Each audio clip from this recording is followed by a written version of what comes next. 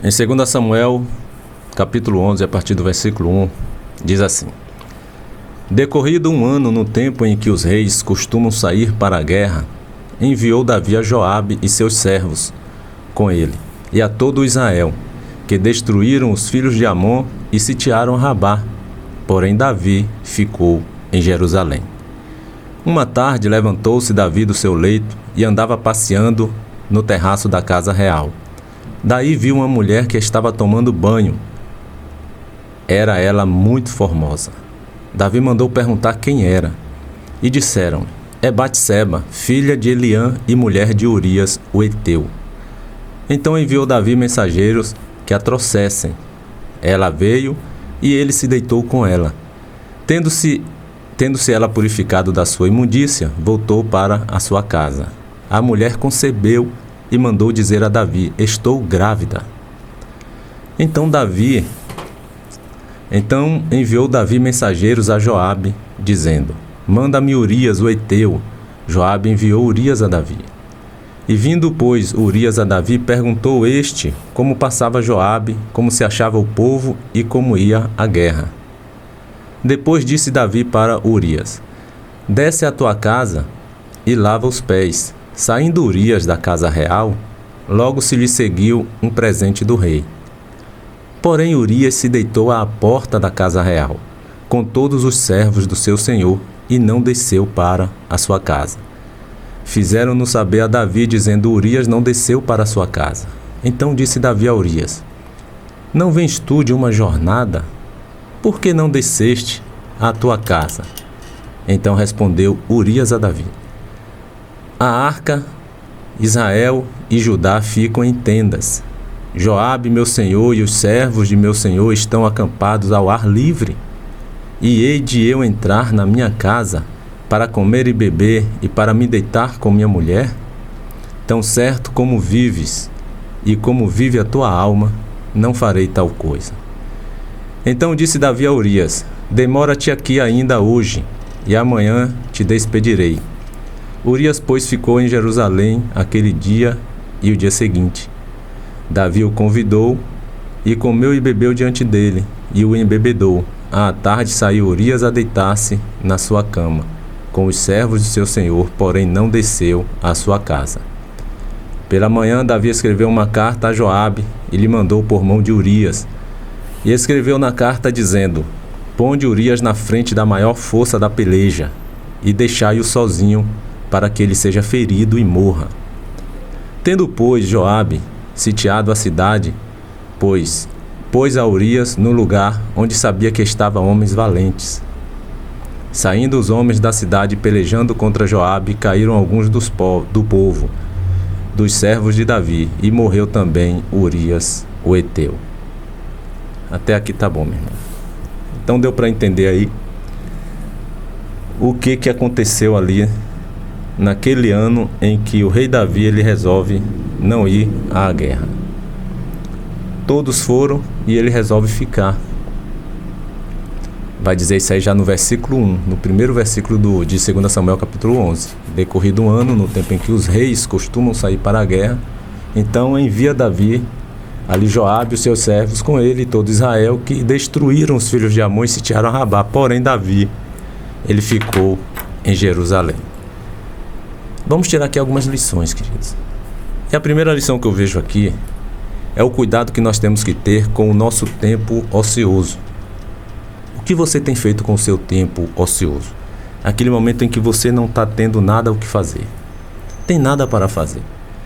Tem hora que paramos assim e ficamos procurando o que fazer. E aí ficamos com aquele tempo ocioso. E Davi, ele deixando de ir à guerra, ele vai ficar com esse tempo ocioso. E numa bela tarde, vai dizer o texto, né? Que numa tarde levantou-se Davi do seu leito e andava passeando no terraço da casa real. Daí ele viu uma mulher que estava tomando banho. E o texto vai dizer aí no versículo 2 que ela era muito formosa, era muito bonita, Batseba. E ele a desejou, ele a cobiçou, ele a tomou para si. Então Davi ficou com esse tempo ocioso. E por ele não ter vigiado, por ele não vigiar, ele vai então cometer esse pecado aí, o qual nós acabamos de ler. Ele vai cometer o pecado de adultério e ele vai ainda mandar matar o marido de Batseba, que era Urias. Ele vai cometer esse homicídio. Mas tudo isso porque ele ficou com esse tempo ocioso, sem ter nada para fazer. E ele não soube administrar esse tempo em que ele ficou ocioso. E nós sabemos, queridos, que infelizmente muitos também têm cometido pecado nesse tempo em que fica ocioso. Todos nós temos o nosso tempo de ociosidade, né? Nós ficamos ociosos, muitas vezes, com o tempo ocioso. Infelizmente, muitos, semelhante a Davi, têm cometido pecados também nesse tempo em que fica ocioso. Aquele momento em que muitas pessoas ficam sem ter nada o que fazer.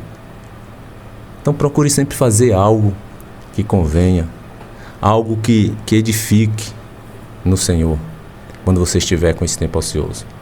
Convém, faça. Não convém, não faça. Medite, vigie. É algo que lhe edifique, então faça. Mas se não edifica, meu irmão, não faça não. Volte, dê um passo atrás. Medite antes de fazer qualquer coisa. Em 1 Coríntios 6,12 diz que todas as coisas me são lícitas, mas nem todas convêm. Todas as coisas me são lícitas, mas não me deixarei dominar por nenhuma delas. E Davi deixou ser dominado ali pelo pecado, pelo desejo da cobiça. É um dos mandamentos do Senhor, que não devemos e nem podemos transgredir. Não cobiçarás. Da mesma forma também diz no mandamento do Senhor, não adulterarás. E ele comete esses dois. Ele cobiça e ele adultera. E o outro mandamento que tem também de não matarás, ele comete então o homicídio, ele mata o esposo de Batseba. Então, todas as coisas não são lícitas, mas nem todas nos convêm. Todas são lícitas, mas eu não me deixarei dominar por nenhuma delas. Não se deixe dominar pelo pecado, meu irmão. Vigie. Procure vigiar. Em 1 Coríntios 10:23 ainda continua a palavra de Deus através do apóstolo Paulo, dizendo ali: todas as coisas são lícitas, mas nem todas convêm. Todas as coisas são lícitas, mas nem todas edificam. O que você tem feito no seu tempo ocioso? São coisas que te edificam? São coisas que vêm a te edificar na presença do Senhor? O que você tem feito? São coisas que têm a aprovação de Deus? Ou Deus tem reprovado aquilo que você tem feito no seu tempo ocioso? Até mesmo no seu tempo de ocupação. Mas eu digo no tempo ocioso aqui porque é o momento que a gente para não ter o que fazer e fica procurando o que fazer. É certo que nós devemos estar agradando a Deus a todo o tempo, mesmo no momento que estamos ocupados ou desocupados. Mas Davi ali, ele comete esse pecado em um momento em que ele fica ocioso. Ele deveria ter ido à guerra. Ele ainda estava com força, com energia, com disposição. Ainda dava para ir para a guerra, mas ele resolve não ir. E justamente por não ter ido, ficou com esse tempo ocioso. Ele resolve então ali dar um passeio pelo terraço da casa real. E ali ele vai cometer estes pecados. O que você tem feito com o seu tempo ocioso? Então, queridos, procure fazer aquilo que venha te aproximar cada vez mais do Senhor, que venha te aproximar cada vez mais de Deus. Diga não para o pecado. Infelizmente, muitos têm sido vencidos pelo pecado, como foi vencido ali naquele momento o rei Davi. Não use o seu tempo ocioso para dar oportunidade para o pecado. Muitos têm usado o tempo de ociosidade para dar oportunidade ao pecado. E muitas vezes a falta de vigilância, principalmente essa falta de vigilância em nós, nos momentos ociosos, é que vai nos fazer pecar. Jesus vai dizer: vigiai e orai, para que não entreis em tentação. O espírito, na verdade, está pronto, mas a carne é fraca. Mateus 26:41. Vigiai e orai, meu irmão, para que você não entre em tentação. Então nós temos como evitar muitas das tentações em nossas vidas. Nós temos como evitar. De que forma? Vigiando. e orando. Quando vigiamos, nós evitamos, porque o espírito está pronto, mas a carne é fraca. Davi foi tentado, Davi foi atraído, Davi foi seduzido pelo quê? Pela sua própria cobiça. Pela sua própria cobiça. Davi jamais poderia dizer que foi Deus que o tentou, porque a Bíblia vai nos dizer que Deus não tenta ninguém. Deus não pode nos tentar. Deus pode até nos provar em alguma situação, em algumas coisas, mas Ele nunca nos tenta. Tiago 1, versículo 13 diz assim: ninguém ao ser tentado diga, sou tentado por Deus, porque Deus não pode ser tentado pelo mal e Ele mesmo a ninguém tenta. Ao contrário, cada um é tentado pela sua própria cobiça, quando esta o atrai e o seduz. Então a cobiça, depois de haver concebido, dá a luz ao pecado, e o pecado, uma vez consumado, gera a morte. Por isso devemos vigiar, meu irmão. Porque muitas vezes iremos cobiçar algo que é pecado diante de Deus. E como diz aí, cada um é tentado pela sua própria cobiça. Tiago 1,14. Cada um é tentado pela sua própria cobiça. Quando você cobiça, você está sendo tentado. Quando esta o atrai e o seduz.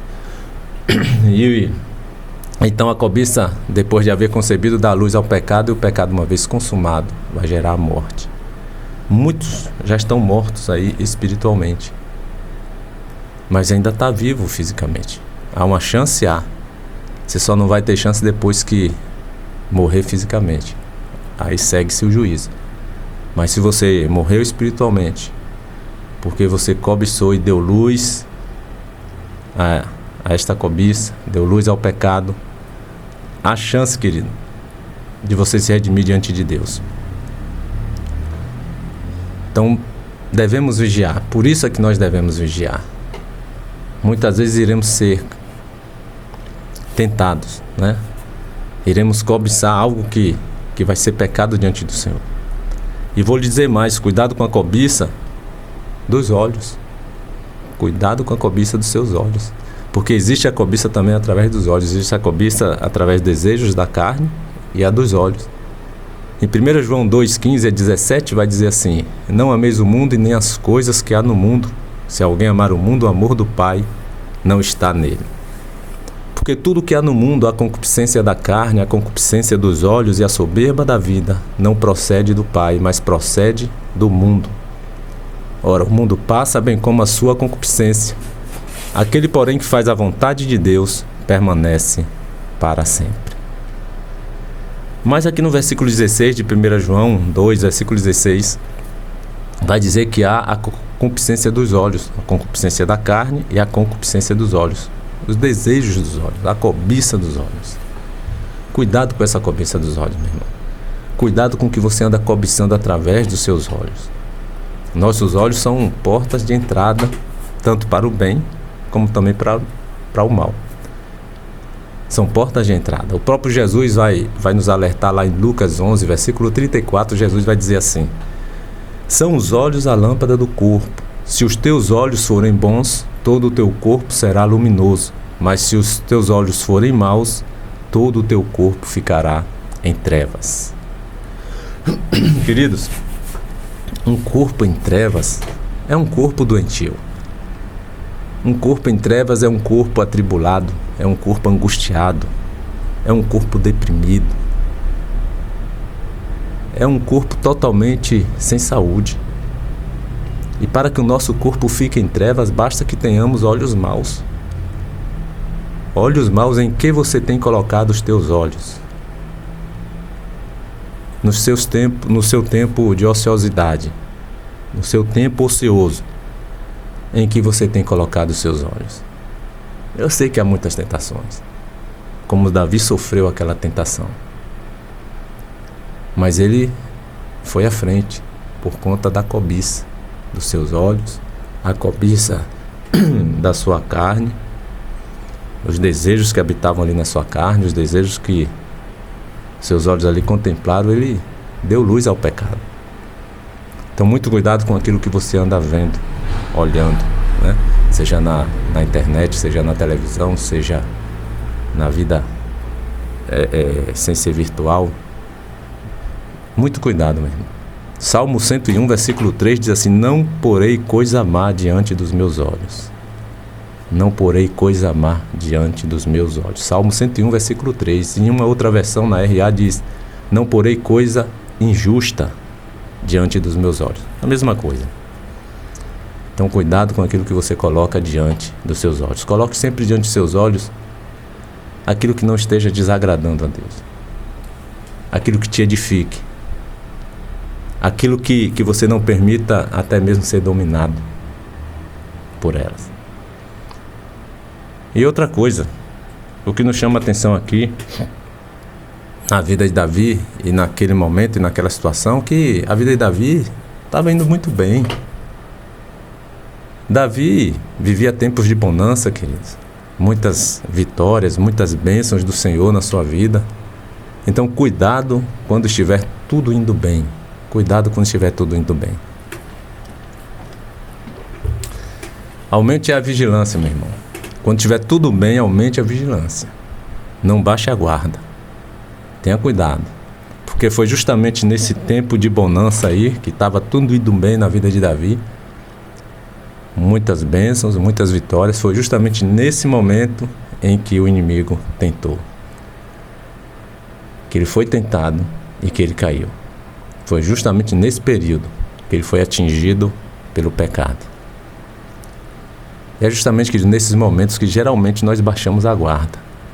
Aí o inimigo vem e se aproveita da situação para nos levar ao chão, para nos fazer cair. É quando aparentemente está tudo bem. Nunca está tudo bem. Fique desconfiando quando aparentemente estiver tudo bem, tudo a mil maravilhas. Desconfie. Não baixe agora, não pare de orar. Fique sempre vigilante, porque o inimigo, ele vai armar uma cilada. Ele vai querer armar uma cilada. 1 Pedro 5, versículo 8 vai dizer assim, ó: sede sóbrios e vigilantes, porque o diabo, vosso adversário, anda em derredor, bramando como leão, buscando a quem possa tragar. Então o diabo está ao nosso derredor. Aqueles que têm Cristo, que entregou suas vidas para Jesus, tem um anjo do Senhor acampado ao seu redor, protegendo-os de todo mal, né? O anjo do Senhor acampa-se ao redor daqueles que o temem e os livra. Então aquele que tem Cristo tem um anjo sempre lhe protegendo, sempre lhe guardando ali de todo mal. E ao derredor, o anjo está ao redor, mas ao derredor, a Bíblia diz aqui em 1 Pedro 5,8, para sermos sóbrios e vigilantes, porque o diabo, que é o nosso adversário, ele vai estar ao nosso derredor, bramando como leão, buscando a quem possa tragar. Então não baixe a guarda, não. Ah, tá tudo bem, tá mil maravilha, Deus está abençoando, tá tudo certo, tá... Mas o inimigo está ao nosso derredor, só esperando uma brecha para poder atacar, buscando a quem possa tragar. Cuidado, porque o pecado muitas vezes nos cega e nos leva a cometer outros pecados. Como o Salmo diz lá no Salmo 42, versículo 7, um abismo chama outro abismo. Um pecado muitas vezes chama outro pecado. Davi comete ali aquele pecado, meu irmão. O pecado de adultério. E justamente porque Batseba vai estar grávida, né? E manda dizer a ele: estou grávida. Ele agora vai cometer um outro pecado para tentar resolver aquele primeiro pecado. Ele já poderia ali se dar conta do pecado cometido naquele momento. Pecado de adultério. O que foi que eu fiz? Adulterei. E a mulher com a qual eu adulterei, ela agora está grávida. Ela está esperando um filho meu. Ele poderia se dar conta do pecado ali naquele momento. Mas veja, como um pecado chama outro pecado. Como diz no Salmo 42, versículo 7. Um abismo chama outro abismo. E ao invés dele se tocar ali com aquele pecado, ele vai em frente para cometer um outro pecado, que foi o pecado de homicídio. Ele manda matar Urias, marido de Batseba. Davi só se deu conta do pecado com a advertência de Natã, homem de Deus, que vai até ele ali e o adverte. Mas você vê que ele foi cometendo um pecado após o outro. E ele não se deu conta de que ele estava em pecado. Ele estava conseguindo esconder toda a verdade do povo, mas não sei o que foi que aconteceu com Davi, que ele se esqueceu que tinha um Deus ali vendo tudo o que ele estava fazendo, a par de tudo o que estava acontecendo. E Davi só vai se dar conta quando Deus envia Natã, quando chega até ele ali um homem de Deus, enviado por Deus para alertá-lo contra o seu pecado. Quer dizer que se Natã não vai até ele ali naquele momento, talvez ele iria continuar achando que estava tudo normal. Ele estava ali, na verdade, anestesiado pelo pecado. Quantas pessoas estão anestesiadas aí pelo pecado, achando que a vida está normal, cometendo pecado, ninguém está sabendo. Sabe por quê? Porque ele só olha na horizontal. Bom, ninguém está conseguindo me ver aqui. Mas ele esqueceu de olhar na vertical, olhar para cima. Se você olhar para cima, você vai ver um Deus enxergando o seu pecado. E tem as consequências, meu irmão. Davi sofreu sérias consequências. Nós não vamos entrar aqui nesse mérito agora das consequências que Davi sofreu na sua família por conta deste pecado. Mas foram sérias consequências. E ele pagou caro por isso. Você está disposto a pagar pelas consequências que irão ser geradas por conta do pecado? Então, meu irmão, dê ouvidos quando Deus enviar alguém para te alertar contra o seu pecado. Davi só se deu conta quando um homem de Deus, enviado por Deus, chega até ele e o alerta contra o seu pecado. E é bem verdade que hoje nós temos o Espírito Santo para nos incomodar, para nos mostrar quando estivermos pecando. Ele nos mostra quando estamos cometendo algum pecado. É o Espírito Santo que nos convence do pecado, da justiça, do juízo, como Jesus mesmo afirmou isto lá em João 16, versículo 8. Quando ele vier, o Espírito Santo, convencerá o mundo do pecado, da justiça e do juízo. Agora que Deus também, veja bem, Deus pode usar pessoas para nos mostrar o pecado que estamos cometendo. Tem o Espírito Santo que nos incomoda, mas muitas vezes as pessoas não dão ouvido à voz do Espírito Santo. Mas Deus tem várias formas, diversas maneiras de lhe advertir, de lhe mostrar que você está andando em um caminho pecaminoso. Muitos podem estar precisando justamente de um Natã, de um homem de Deus, uma mulher de Deus, uma pessoa de Deus, para serem despertados do seu pecado. Davi precisou de Natã ali. E Deus envia Natã até Davi, graças a Deus que Davi deu ouvidos à voz do homem de Deus, quando ele é alertado ali com o pecado que ele estava cometendo, que ele havia cometido. Então muitos podem estar precisando de um Natã em suas vidas, para que se despertem do pecado que estão cometendo. Então não rejeite a exortação muitas vezes de um irmãozinho, de uma irmã que se aproxime de você e fala o que você precisa realmente ouvir. Não fique chateado não, tenha a mesma atitude que Davi teve. Davi se arrependeu profundamente, meu irmão. Profundamente. Quando a ficha caiu, ele não ficou dando desculpas, justificativas. Ele não ficou procurando um jeito de explicar tudo aquilo que havia acontecido. Infelizmente é o que nós mais vemos. As pessoas querendo se justificar quando cometem erros. Às vezes quando erram até umas com as outras. Ao invés de chegar lá e pedir logo desculpa, confessar que realmente, eu errei, eu estou errado, me desculpe. Fica arrumando justificativas, desculpas. E às vezes diante de Deus também. Ao invés de confessar o seu pecado diante do Senhor, Deus às vezes coloca pessoas para alertar, para trazer uma palavra, para despertar aquela pessoa que está vivendo o pecado. E a pessoa, ao invés de confessar logo o seu pecado e pedir perdão a Deus, fica arrumando justificativas. Eu fiz isso porque ele também fez isso.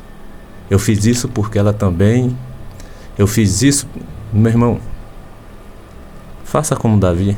Davi pecou, mas no momento que foi jogado em face o seu pecado, ele simplesmente se desmoronou. Leia o Salmo 51 para você ver. O coração de um homem totalmente arrependido. Um coração totalmente contrito a Deus. Salmo 51. É um salmo ali de confissão e arrependimento de Davi. Leia, vale a pena. Como eu estou dizendo, não rejeite a exortação de alguma pessoa. Seja de um homem, de uma mulher, seja de quem for. Não rejeite, meu irmão. Deus pode estar usando esta pessoa para te despertar do pecado que você está cometendo. Inclusive, esta pessoa, este Natan, pode também ser você na vida de alguém. Você pode ser esse Natan na vida de alguém. Você pode ser alguém usado por Deus para despertar aquele que está vivendo em um pecado. Você tem sido este Natan, esta pessoa de Deus, essa mulher, esse homem de Deus na vida de outra pessoa para despertar esta pessoa do pecado que ela está vivendo? Ou você fica de cá só fazendo comentários com um e com o outro sobre o pecado daquele irmãozinho ou daquela irmãzinha? Qual tem sido a sua atitude, meu irmão? Tem sido aprovada por Deus? É isso que Deus quer? O problema é que muitas vezes a pessoa, ao invés de ser este Natan, que chegou ali para Davi e estampou o pecado na sua face, e Davi prontamente reconheceu e se arrependeu. Muitas vezes é que as pessoas, ao invés de ser Natan na vida das outras, preferem atirar pedras, preferem espalhar o pecado daquele irmãozinho, preferem fazer comentários, escandalizando a palavra de Deus e destruindo a vida do outro. Ao invés de ser uma mulher, um homem de Deus para ir lá ajudar aquele que está em pecado, fica de cá tirando pedras. Faça isso não, meu querido.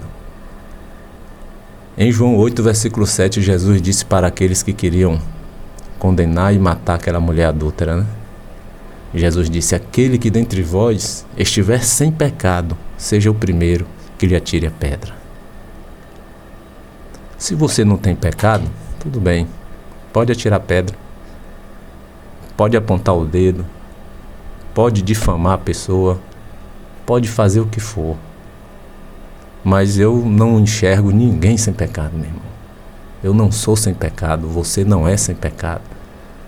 Nós nascemos no pecado, nós sempre cometemos um pecado, ninguém é perfeito. Agora nós temos que ter esse coração contrito que o rei Davi tinha.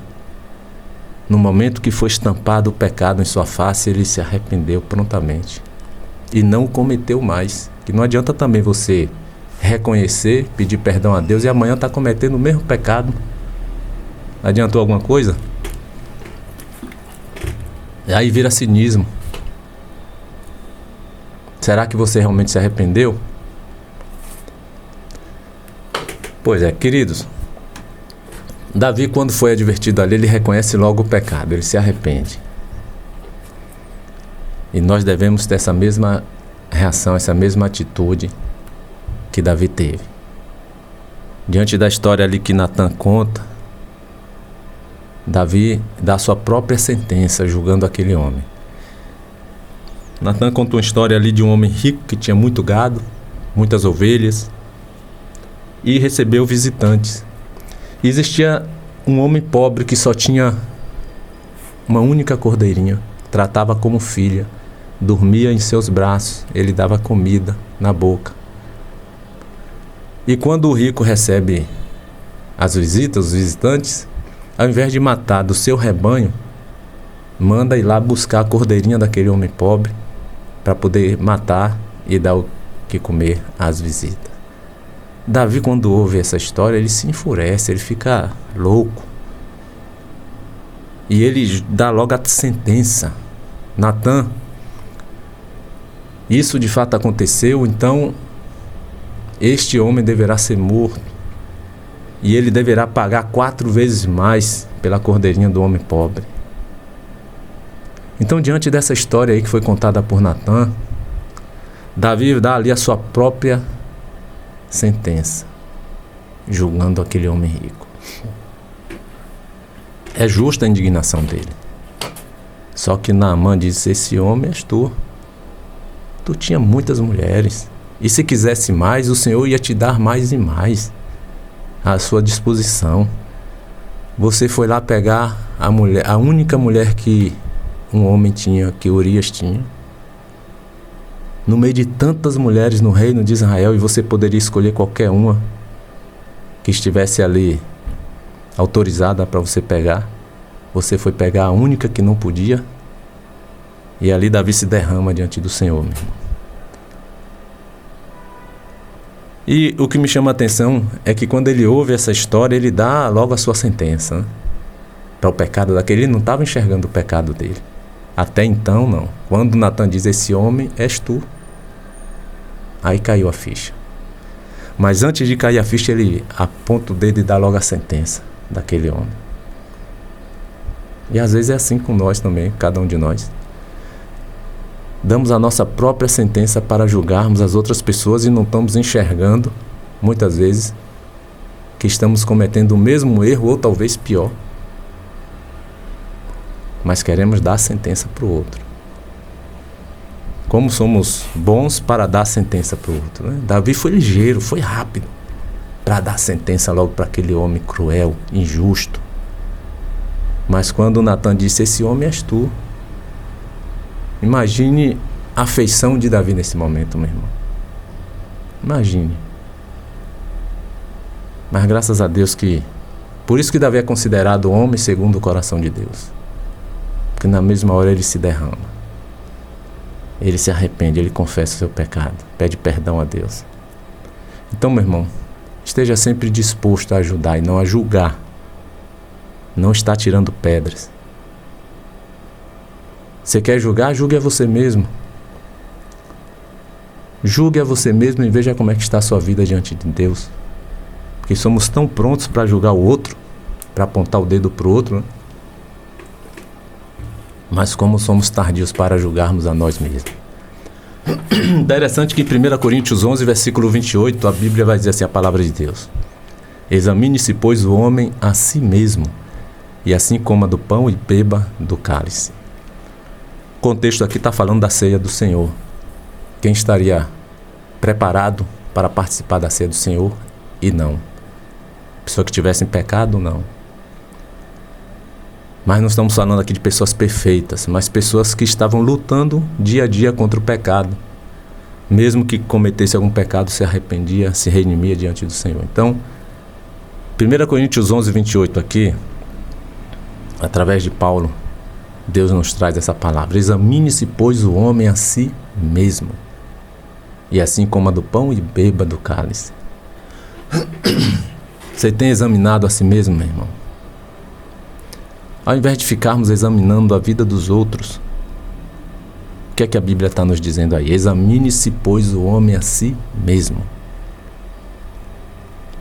Então, ao invés de estarmos examinando a vida dos outros, vamos examinar a nossa própria vida. Vamos cada um de nós examinarmos a nós mesmos, para vermos se estamos sendo, né? Para vermos se estamos sendo aqui verdadeiros cristãos, verdadeiros homens e mulheres de Deus. Que você possa estar, ao invés de estar julgando, sendo rápido, como foi Davi ali, em dar sentença àquele homem que pegou a cordeirinha do pobre, sendo que ele tinha vários rebanhos. Ao invés de ser rápido em julgar o outro, seja rápido em examinar a si mesmo, para que você venha ter comunhão com Deus. Examine-se, pois, o homem a si mesmo, e assim coma do pão, e assim beba do cálice, para que tenhamos comunhão com o nosso Senhor. Amém? Que Deus te abençoe, que Deus abençoe você, Deus abençoe a toda a sua família.